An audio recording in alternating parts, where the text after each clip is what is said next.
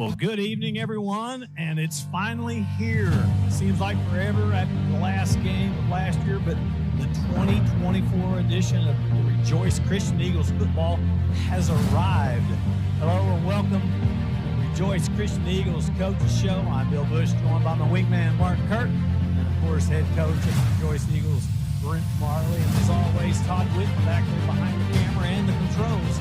We're coming to you live.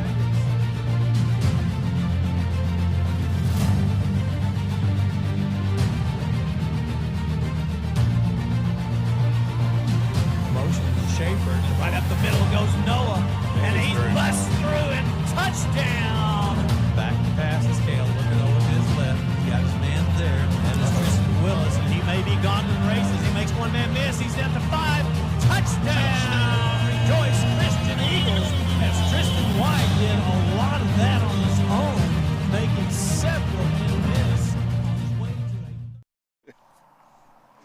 Well, good evening and welcome everyone to the Rejoice Christian Eagles Coaches Show. Tonight we are broadcasting from Gibbs Field at Rejoice Stadium, where they kicked off homecoming week here, and it was a packed house. If you had been here, or if we had been on the air 20 minutes ago, it would have been full, stands full. I mean, when I first started driving up, I got here a little late, and I thought, what is going on? I mean, Well, the parking lot's still full of glitter out there, too. You just walk across, it's like everything's... And candy. Candy, that's right. Candy everywhere. Yeah. So it is homecoming week, so we're here on the field. I'm Bill Bush, along with my wingman Mark Kirk, head coach Brent Marley, and then defensive coordinator Matt Eccles. I went to school with some Eccles, and so I always want to call you. I always want to put an S. Plural. Yeah. I'm singular. Yeah. Coach Marley coming right out of the gate. The Eagles took care of business last Friday night on both sides of the ball. The offense was clicking. The defense was really stingy. And even though we were outsized, it was obvious that the coaching staff's game plan worked out the way that you probably had envisioned. You know, all three phases of the game, I was really proud of our young men, proud of our coaches for getting them ready. You know, just special teams, defense, obviously you pitch a shutout anytime somebody doesn't score. And even when we start sprinkling in some twos and letting other guys go, they still had some ones in, and we were holding our own. And then offensively, just that first half, the second half, they started kind of running the clock, so it got a little choppy, but it just was – execution was very, very smooth. And it was one of those games you just felt like you could really do whatever you wanted almost. And anyway, so, yeah, it was just a fun night. Again, we had another great Rejoice crowd there. Yeah. And took over Haskell, Oklahoma. Yeah. And anyway, it was a lot Now of that fun. I know where Haskell's at. Yeah, that's Mark's first trip. That's my first Haskell. trip down there. I had an uncle that used to live there, so I knew where it was anyway. Yeah, and as you listen to me go through the a recap of the game and stuff, he doesn't get my notes, but he steals my thunder a lot because I'm like, okay, yeah, that's in my notes. Yep, that's in my notes. So if it sounds like we already talked about that, we probably did. In the first quarter, the Eagles won the toss and deferred to the second half, and after forcing a punt on the Haymakers' first drive, the Eagles took over at their own 41-yard line. And on the second play from scrimmage, our co-offensive player of the game, Noah Goodwin, broke 4 tackles. And if you haven't seen the film, but this guy does this all the time. He broke 4 tackles on his way to a 49-yard touchdown run. The PAT was good by Duncan Andrus. The Eagles took a 14-0 lead when they took over after a tackle by our Rise Above recipient, Carter Acree, caused a fumble, and it was recovered by Maverick Gwynn at the Haskell 37-yard line. Cale Marley guided the offense down the field from there and scored on a 3-yard run. Again, the PAT good by Andrus.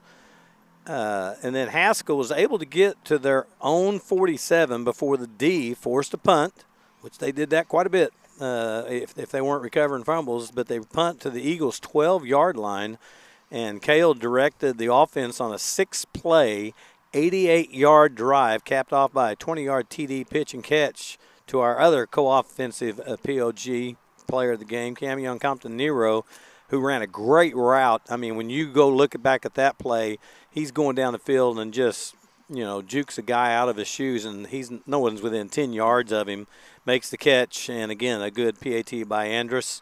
28-0 when talked about special teams, great special teams play by the kickoff coverage forced Haskell to begin at their own 15-yard line, where the D forced a 3-and-out, and that's where another big special teams play by our big player of the game, Cale Marley, returned the punt 42 yards. So, again, special teams returned at 42 yards for the score.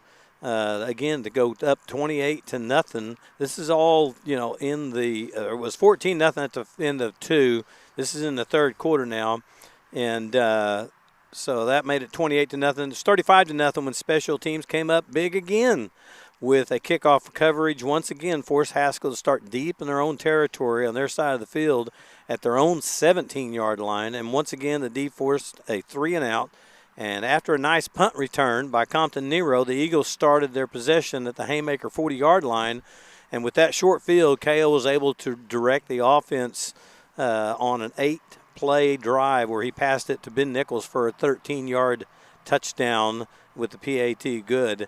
And on the ensuing drive by Haskell, an errant pitch was recovered by Cade Schaefer at the Haymaker 31-yard line, and the Eagles were unable to take advantage of the turnover, and the pass was complete to our offense, or our out to Ben Nichols, just out of bounds in the goal line. I mean, if it would have been a half a second or a second earlier, would have dropped it in just right on a dime, but it was just a step out of bounds. But so that's how the first half ended, was with 34-0. And Coach, I mean, I don't know that the first half could have gone any better. I think you scored on every possession except that last one that you had, and all three phases of the game were clicking. The offense scored on their first 5 possessions. The D stopped, every one of the drives and had a couple of 3-and-outs.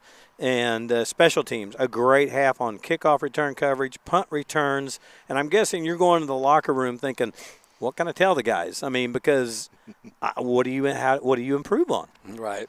Yeah, I definitely felt that way. But you also know it's a district game, and we need to play strong second halves. And you've seen teams go in at half like that, and then if you do start subbing guys and then they score 21 points or whatever, and then you kind of leave the game feeling like you had it, but then you left with a letdown, and it just doesn't. So we just wanted to keep playing, play hard the second half.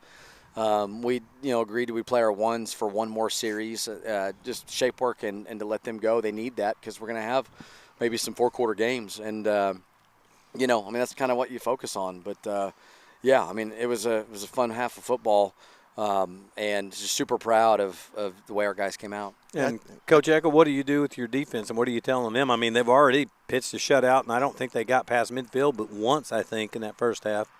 Right. You look for corrections anywhere you can find them. We still made a couple mistakes here and there, areas we could get better. But, I think we felt with this group all along as the season goes, they will just continue to get better and better and better because it's such a unique group. We have a good group of seniors. We play a handful of juniors, a handful of sophomores, a handful of freshmen. So as they continue to gel, and those freshmen start to play more like sophomores and sophomores start to play more like juniors and et cetera, they're just going to get better and better as the year goes. And it is fun to watch. And obviously you can't pitch a shutout every week, but I was glad we can try, and I was glad they did. Yeah. I was glad they did. I think Bill and I, we said it several times Friday night. We felt like the preparation was there, right? Everything was clicking. Everybody knew what to do. You didn't have there was no silly mistakes. There was no silly penalties. It was. Yeah, I saw one silly penalty, but there was. Well, I mean, it was pretty good. Pretty good. All the way on every facet of the game. I thought went really well. Yeah. Yeah. Well, coming out into the third quarter, start second half, began with an out-of-bounds kick by the Haymakers that gave Rejoice great field position at the Haskell 47-yard line. And on 3rd and 3, Cale was on his way to what looked like a 39-yard touchdown run, which would have been because he had one guy and he hadn't even turned on the jets yet. And I think it was just as he felt to turn on the jets, pulled up at the 15-yard line when he felt his hamstring tighten up. And we talked a little bit before we went on the air that it's feeling pretty good, but he's still feeling maybe 60, 70%, but he thinks he's ready to go by Friday. I know he wants to go, and so we'll see. But, that if that doesn't tighten up, he's in for a touchdown. But the Eagles, well, now they're being quarterbacked by Camion Compton-Nero, and they were able to punch it in on a 2-yard run by Noah Goodwin. Noah, not going to stop me, Goodwin. I had to put my quotations in there for the score, and the PAT was good by Andrus. And once again, great kickoff coverage caused the Haymakers to start their next possession at the 18-yard line. And I can't say enough about, when I went back and looked at that, because a lot of times when Mark and I are doing the game, we don't keep up with a lot of that type of stuff. What's up, Duncan? Good, how are you? Good. Did you hear us? Speaking of kickoff, did you hear us bragging about here? Yeah, Duncan Andrus here. He wanted to get on. He wanted to get online and here on the live stream. So, right tackle, defensive end. Yep, helping us out. Thanks for helping us out. You guys broke a sweat over there at that Eagle. Yeah. Hey, thank y'all so much. We'll get it up. Yeah. You too. Right, thanks, Duncan. There's a guy that just doesn't hardly ever miss, and so plays hard. He's too. automated. He does. He plays hard, just every down he's in. But Camion did direct the Eagles from their. Actually, like I say, he was able to get in, and after the special teams, and again, we were talking about that, you and I. That special teams had a great night. As good as the defense had, and as good as the offense had. The special teams had probably their best night of the year. Well, we had a good week of practice, and we've kind of modified our practice schedule. We've moved some things around where it really feels like the weeks are long now. It takes forever to get to the just a Monday adjustment's really what we did. And so just Coach Johnson works really hard at special teams. He spends a lot of time on it. We talk about it as a staff Sunday nights, and he's always got just things drawn up and schemed up and ready to go. Coach Eckel with the defense this week, just like I said, just tremendous. The game plan was simple, but it was sound, and it was very effective for what they do. And then Coach Willis with the offense, it was just clicking. Everything. And we're not peaking. I don't think wasn't that type of clicking. Like Matt said, there's still things we've got to clean up. But it just, for first district ball game, we're playing the way we need to play. Well, like I said, they started their possession at 18-yard line. So Haskell drove to the Eagle, and it may have been one of their deepest penetrations of the night, but they drove down to the 35-yard line before Holt Wilson's 75-yard pick six was negated by I think they said a holding, but I think it was a shove in the back. And I went back and looked at that, and I thought, I'm not going to say who it was. I'm saying, why did you do that? You were 15 yards of the play. Yeah. But it happens. They want to get in on the action, but it did negate that 75-yard pick six. But nevertheless, Camion directed the Eagles from their own 26 to the Haskell 20 to the end of the third quarter. And then in the fourth quarter, freshman Jason Mahika then punched it in from 1 yard out to close out the scoring for the night. And the Eagles D came up again with another turnover with freshman Kenyon Terwilliger caused a fumble, and it was recovered by Karsten Losey. I think it was it Kenyon that caused the fumble? Yeah, I believe it was. Yeah. Okay. Because it looked like he was, but he come up nonchalant. I'm going to let everybody know I'm the one that caused the fumble. That's just doing your job, right? Right. That's right. But not like it's the first time. And I keep saying freshman Kenyon Twiller, freshman Camion, but you said something there that at some point you stop calling them freshmen because they've grown up, and you don't have to remind everybody they're freshmen because now they're ball players. Right. And they're doing their job. Yeah. And they still got some growing up to do. Sure. But they're moving in the right direction, definitely. Well, because I noticed, because you said you got seniors and you got a smattering of sophomore and junior, and then you got all these freshmen. It's almost like you've got, a bunch of these guys, a bunch of these guys with a nice, smattering of the other guys in the middle. Makes for a pretty good mix. Mm-hmm. So, and then really Terwilliger came in, and probably we could have scored. But, we didn't need to. Took it all the way down to the 5 yard line. And I'm sure that Kenyon's going, really? I got to take a knee? I mean, after all this, I don't get my glory. So anyway, he did. He took a knee, first and goal to end the ball game there. But when you look at the film stats, Christian Heritage actually moved the ball. Actually, not Christian Heritage, but Haskell. Yeah, they were. I mean, they really. I think they only gave up 46 yards rushing.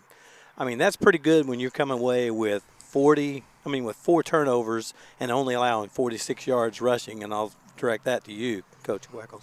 Yeah, I mean, I think the biggest challenge for us was their size. So we really, that was one of the things we really emphasized with the boys was, a lot of these teams think because we're not that large and we don't have a ton of really big kids, and I think a lot of teams think they're just going to muscle us around, and so we have to go prove that that's not going to happen, and they have to do that on the field, and we'll have to do that again this week too. So, but we challenged them on that, and they obviously stepped up to it and accepted the challenge and did very well. Yeah, I thought so too. I mean, just watching the folks move for the gaps, right? Mm-hmm. I mean, they got to square up on you before they can use their size to their advantage, and they just never could do it all night long. Right. Yep. I thought our guys up front, they really played their gaps well and took on double teams from some really large kids, and it really allowed our linebackers just to fly to the ball. And sometimes something that goes unseen, those D linemen eating up blocks, it's very unselfish. But that really frees up the defense to get after it, and they did a great job. And Mark and I commented on the air that, man, we are filling the gaps big time, and there's nowhere for them to run. Right. No, right, Yep. and just closed it down. Yep. I really would. I mean, Mark and I, we were a couple of times. We thought, okay, they've got 4th down and 1 or 3rd and 1. I've got that line. I'm just coming up and doing the Philadelphia push or whatever they call it. Because I mean, all you got to do is take 2 or 3 steps, and it's going to be hard to stop them. But, I mean, they just couldn't. I mean, we just had too many guys flying to the ball. Yeah. Looking at some of the offensive statistics in rushing department, or actually we'll go over the passing first. Cale was 12 of 15 for 136 yards and 2 touchdowns. Camion, 1 for 2 for 10 yards. Kenyon was 2 for 2 for 34 yards. And receiving, Ben Nichols led the way with 5 receptions for 46 yards and a touchdown. Zizi Okwufuluwezi, and I enjoy being on the road and listening to the PA announcer trying to pronounce that. He settled on ZZ finally. So yeah, he finally said ZZ. Yeah, but 3 receptions for 40 yards, and Camion Campanero 1 reception for that 20 yards and that 1 touchdown. And rushing, you had Noah Goodwin once again leading the way with 8 rushes, 71 yards, 2 touchdowns. Cale had 5 carries for 43 yards and a touchdown. Jason Mojica had 6 carries, 43 yards, and a TD. And then Camion Campanero, 2 rushes for 29 yards. So, I mean, it was really kind of a little more compressed and that's not all the receiving and all the rest of it. That's just our leaders. But, I mean, to have those guys are really kind of molding into the main guys that are carrying a lot of the load. But what's nice about it is they go back and they look at film and they go, okay, we got to shut down Nichols and we got to shut down Z and we got to shut down Camion, and then all of a sudden you sneak a Witten in there, and then you come out over here and you've got so many guys that can make plays that it's going to be hard for teams to prepare for you, and because usually we talk about it, well, I'm sure we'll talk about it with the Pecola team. There's usually 3 or 4 guys that you've really got to watch. But, man, how much of a blessing is it to have those guys out there on the field? Well, we're built with depth at especially at receiver, and I've been telling different kids all year long the way we're built. There's going to come a game where you take a Holt Wilson, a freshman that hasn't played much, and he has 6-7 catches. There's going to come a game where Neil Lieber or Blake Witten, has 6 or 7 catches. It's just going to happen. Luke Schaefer. And ZZ's by far not had his best night yet. It really is nice just having a plethora. I'll tell you something else that will not make the stat line, but I challenged our receivers this past week to block better. And our receivers were blocking better. they were whipping some people's tail at the beginning of the game, and so I'm thankful that message was sent. They received it. I talked to some of them one-on-one because we had a little chewing session on Monday, and then talking one-on-one, every one of them like, no, Coach, I deserve it. I need it. I need that. It's a wake-up call, and those guys got out there and got after it, and so that physicality has got to continue to improve. When Coach Eccles said we're not yet where, well, you've never arrived.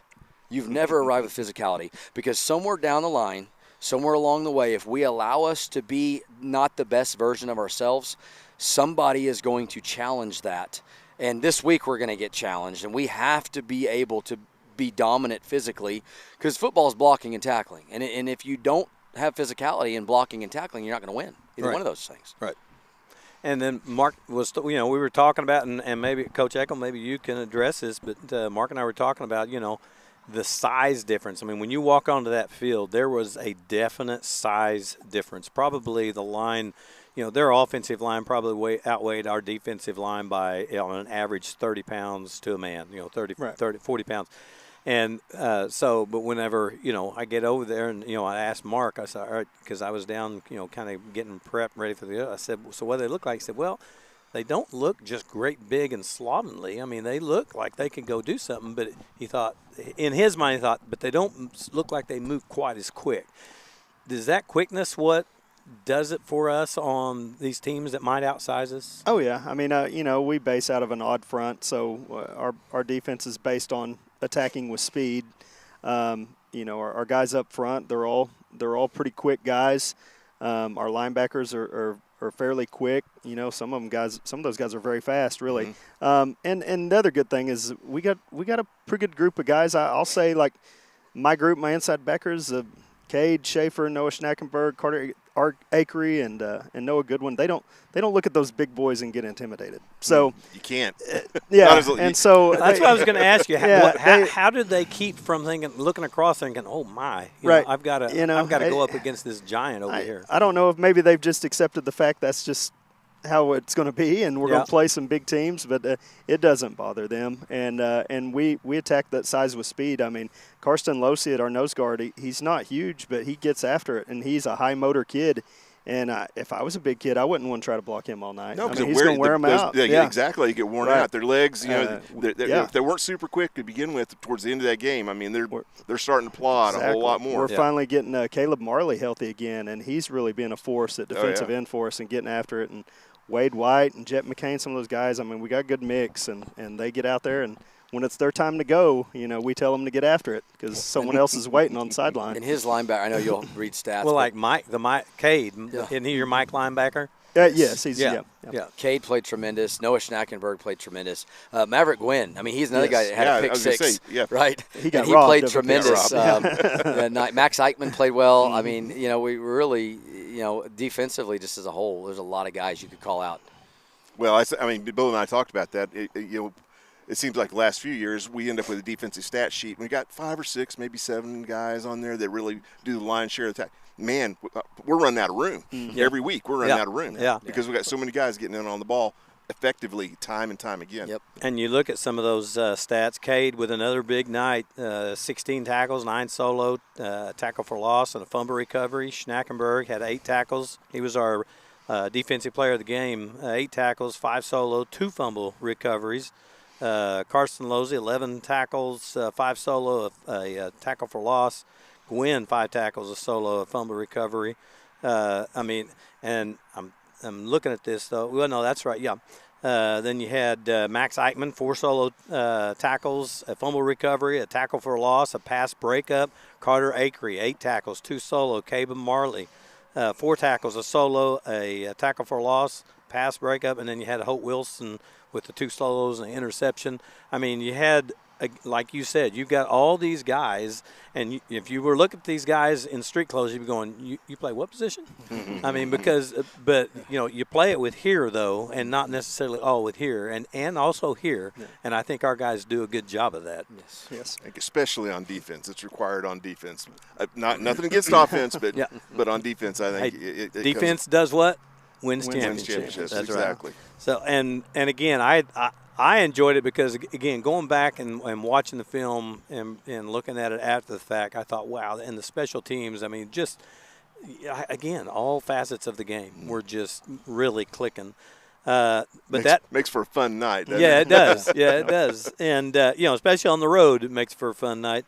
That puts us at 1-0 in district play, but we've got to get right back on the horse and face one of the best teams in our district. I mean, I think before, as the Pecola Indians come to town, and they come in with a record of 3-1, 1-0 in district, and they're averaging over 44 points a game and giving up, but they're giving up an average of 34 points a game. And you said, I think before the season ever started, these guys were going to be a tough matchup, and that it was going to. I mean, looking at what they're scoring, looking at what we score, is this going to be a track meet? I hope not. Not if you can help it, right, Coach Echo? But yeah, I mean, they're highly respected, been a top 5 team, all the preseason, accolades and all that kind of stuff. They've got talent. They've got D1 talent. They've got a kid with a lot of offers. They've got another kid that will be the best tailback we've seen. And they've got some supporting cast around it, and they've scored a lot of points, like you said. They've scored a lot of points on Vian. Vian may not. Vian's 2A school, and they're a good 2A school, and they're good. And a lot of people think they'll win the 2A2 state championship. And it'd be interesting to look at points scored on Vian in the last 2 or 3 years to see if Pecola might be up there towards the top of scoring points on him. Even though because I think it was like a 66 to 32 or something, somewhere in there. Yeah. I think, but and that's their only loss. I mean, Yep. but again, like you say, a good Vian team. Yep. Yeah. No, it's going to be a full-hearted challenge that we are excited about, and it's going to be something we have to be ready. Yeah. And Coach Echo, I mean, the what does their offense look like? Are they more of a? I mean, you said they had a good tailback, and that's saying a lot when you say he's one of the best we've seen, because the kid Darby from Casher Hall, He's pretty good. was a hoss. But are they a passing team, a running team? I mean, the defense has been outstanding. What do we need to do to be able to slow him down, to slow him down? And I mean, we've handled just about everything so far that's been handed to us. They're very balanced. One thing about Pecola is that there's a lot of teams, we get ready to play, and it's, we've got to stop this kid and maybe this kid. Well, they've got a lot of weapons. Obviously, the running back, I think he rushed for 230 yards last week. He's a big 200-pound kid, very shifty. The kid that everyone's going to notice is their 6'8" wide receiver that's going to line up. Oh, wow, 6'8". I believe he committed to Missouri today, I think, is what I read. They've got another receiver that's very talented, who's probably 6'2". They've got a little slot that's very good. The quarterback gets the ball there. A couple of good-sized linemen, so they're very balanced. There's you try to stop this person, you better be prepared for this person, right? So we've got to, we've really got to. Everyone has to do their job. It can't just be the run defense. It can't just be our coverage. Everyone's got to do their job. And we got to take advantage of every opportunity we can to create turnovers. We've got to compete every play. We've got to fly to the football. To tackle a 200-pound running back, it takes more than one man. Yep. So we're going to have to fly to the ball, and we just have to be very sound defensively. They're going to be tough to slow down. So we're excited about the challenge, though. Yeah. Well, and I almost, because fortunately for us, our offense our defense has to face an offense in practice every week that almost mirrors what you were just talking about. Right. They have to be able to defend a guy that can pass and a guy that can catch and the guy that can run, because we have that on our offense, as weapons. Yeah. It's funny you say that, because obviously we've talked about some of Noah Goodwin's runs, his highlight runs. Their running back has some very similar runs where he's breaking into the second level and getting through the arm tackles. And the secondary guys are having a very hard time tackling him, and he's got some impressive highlights. So. Well, and so what about their defense, Coach Marley? Noah Goodwin, like you just said, continues just to tear it up on the ground. I love watching him run because he is such a hard-nosed runner. Should we be able to have some success with the run? Are the passing lanes going to be open? They've got, sounds like, some tools on their offense. What about their defense? Yeah, those same kids turn around and play defense. So, they're balanced on D as well. And so offense is always a little bit different. Defense, you have to defend what they do and take away what they do best or strive to, and identify their weapons and take away their weapons as much as you can, and then their scheme. Offense, you don't necessarily look at their defense and then you're okay, we're going to run this offense. So you want to set the tone. I mean, offense, our biggest opponent is really a lot of times ourselves. We have to be able to take care of the football, be able to be balanced. We have to be able to run the ball. We have to be able to throw the ball. And if you watch, I mean, obviously our game so far, in every game we've had components of passing and running that's been successful. There's not really been a game where we were successful running the ball and we didn't throw it very well. You think about even like the last game of Christian Heritage, or the big runs that Noah Goodwin had. We started off with an 82-yard pass play to open up the game, right? And so you've got it. Football is a chess match. You hear people say that. Well, if you're playing chess, it's nice to have those different pieces and be able to throw it and run it. And we're going to have to take full advantage. And just as the game goes on and you get in a rhythm, hopefully we find something that opens up, or that we feel like, and it could be one facet, could be running, could be passing, that we feel like that's maybe our best option. So it's homecoming. That's the only thing I don't like about this week is it's homecoming week and the distractions and I know you have to do it every year, but so what is your speech to the boys? I mean, it wasn't intentional for this game. This is a big game for homecoming. We go on the road next week, and then the following week we're at home, but it's fall break, and so and then we have later away game, and so it's like this was the date that just lined up. We got school kind of started and underway, and you like to try to do it in early October and get it out of the way, and it just wound up being this game. So it is what it is. But what do you tell the boys? I mean, how do you eliminate distractions? We had a big parade tonight. Thank you. It was tonight. Marsha Mackin did a great job. Mark Mackin, the voice of the PA, his wife, our PA guy. Velvet voice you hear. Yeah, I mean, but we had that homecoming parade tonight. We have a pep rally. We do have one on Friday. But we eliminate distractions in between. We can't be distracted by that, because all this hoopla and the parade and everything we had, it's around a football game. It's not we play a football game around everything else. Yeah. Right. So you try to get the guys to understand that this is all for Friday night. Right, 100%. Well, like I said, it is homecoming. I mean, if our home crowd is anything like it normally is, you better get here early, because there's not going to be a seat in the house. You're probably going to have to, and that's fine. This is good. You can be all around the perimeter here. Hey, that's always the most fun. As a player, whenever you walk out and you see that people standing on the fences all the way around as the high school, that's the key. Get here early, fill it up, and be loud. I mean, this is one of those games where you've got to be into the game and you've got to be loud and be able to, get these guys on to victory. This is a big game. You hate to say, well, this is a game that's going to be, going to see who's the district champion, but it very well could be. I mean, because two of the best teams in district. You don't know how things, will unfold, and so we just go. Our plan is to go 1-0 and give it our best shot, and we move on. And after that, like Mark's always said, you play the next down, and you play the next series, and let everything else take care of itself. That's right. And so, well, Coach Eckel, any last words, last thoughts? No, just that, we're talking about homecoming. It's only a distraction if we allow it to be a distraction. Yeah, so we just got to make sure the kids stay focused, and as soon as that whistle blows, they're locked in, and that's the plan. And so, but other than that, I mean, these are the games that the kids play ball for. Yep. So it's going to be exciting. Yep. Coach Marley, final words, final thoughts? Just, what you already said it. Just pack it out. Eagle Nation, let's go. Let's bring it here. 100%. Mark? I think it's great getting to this time of year and seeing these kind of games come up. This is when all that work that you do back over the summer, back last spring, it's all come. This is when it comes due, is in games like this, and this is what it's all about. Yeah. So show up, be loud, and get these guys cheered on to victory. For my wingman Mark Kirk, for the coaches Brent Marley and Matt Eckel, I'm Bill Bush, and of course our engineer Todd Whitten, if he's not back there doing all the final stuff back there behind the camera. It's just silence. It's the silent. This doesn't happen, so we appreciate Todd. I'm Bill Bush, and you've been watching the Rejoice Christian Eagles Coaches Show on Rejoice Athletics TV on this YouTube channel. Good night, God bless, and go Eagles!